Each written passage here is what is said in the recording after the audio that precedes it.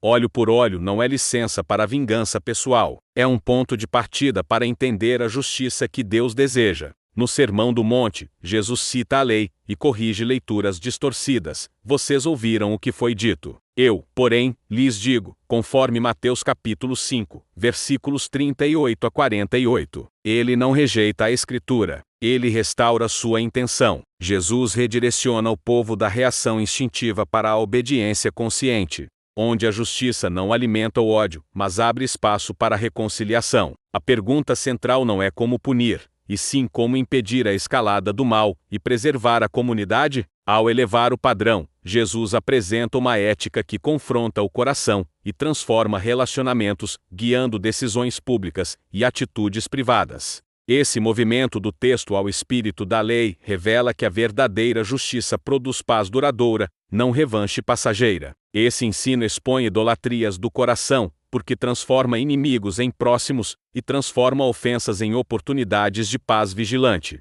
A chamada lei de Talião aparece em Êxodo capítulo 21, versículo 24, em Levítico capítulo 24, versículo 20, e em Deuteronômio capítulo 19, versículo 21. Sua função original era conter a espiral da violência, retirando a punição das mãos da vingança privada e entregando-a a juízes. A proporcionalidade limitava a pena, protegia famílias e evitava rixas intermináveis. Historicamente, sua aplicação incluía compensações financeiras ajustadas ao dano, não mutilações automáticas. Assim, a lei preservava o valor da vida e estabelecia parâmetros para reparação adequada. Quando Jesus menciona essa lei, ele expõe seu propósito: frear a maldade, não autorizá-la. Ele conduz os ouvintes a discernir entre justiça ordenada e retaliação impulsiva, entre proteção do próximo e satisfação do orgulho ferido. Isso preservava a honra sem destruir a vida,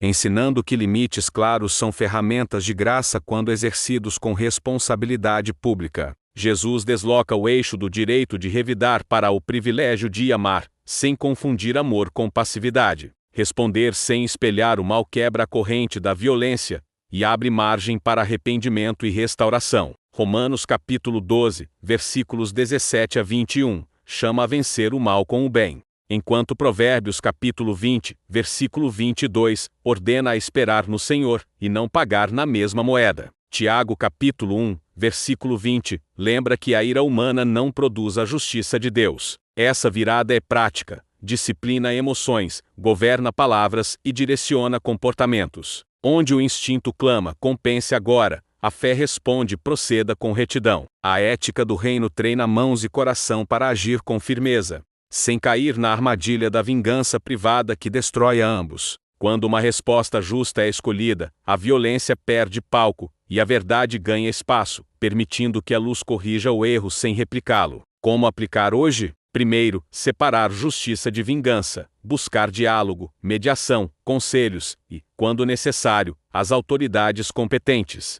Segundo, manter limites. Amar não é tolerar abuso, é responder com firmeza, sem desumanizar. Terceiro, praticar a segunda milha, cumprir o que é exigido e sinalizar boa vontade, como ensina Mateus capítulo 5, versículos 39 a 41. Quarto, privilegiar reparação, onde houver dano, perseguir acordos justos e medidas que restaurem. Quinto, cultivar um coração ordeiro, orar por quem persegue e construir pontes quando possível. Assim, a comunidade se fortalece, vítimas são protegidas e ofensores são chamados à responsabilidade diante de Deus e das leis humanas. Em contextos digitais, isso inclui evitar linchamentos virtuais e buscar apurações sérias, responsabilizando sem difamar e reparando sem destruir.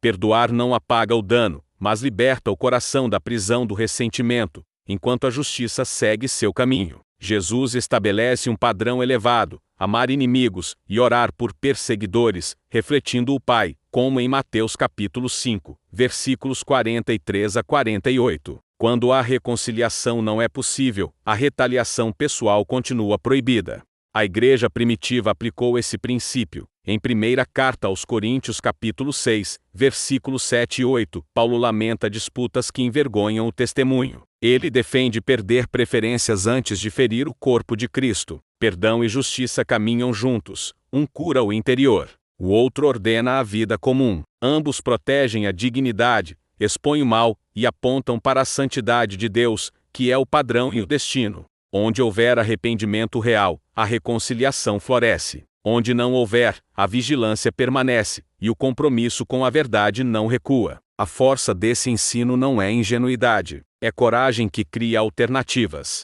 Dar a outra face confronta o insulto sem reproduzi-lo. Caminhar a segunda milha desmonta imposições injustas. Ceder a capa denuncia o abuso, como imagem pedagógica.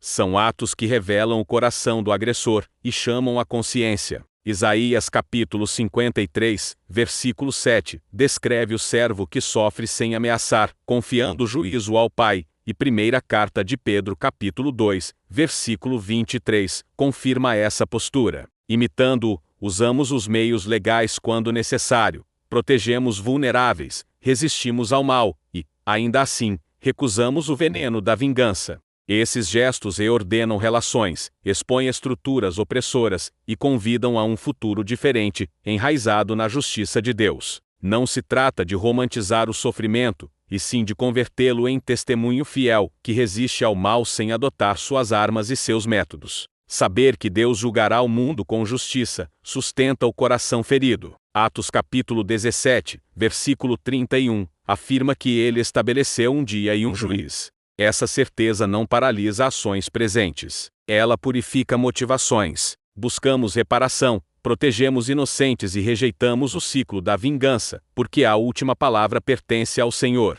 Quando tropeçamos no perdão, lembramos a parábola do servo implacável em Mateus capítulo 18, versículos 21 a 35. Quem foi perdoado, aprende a perdoar.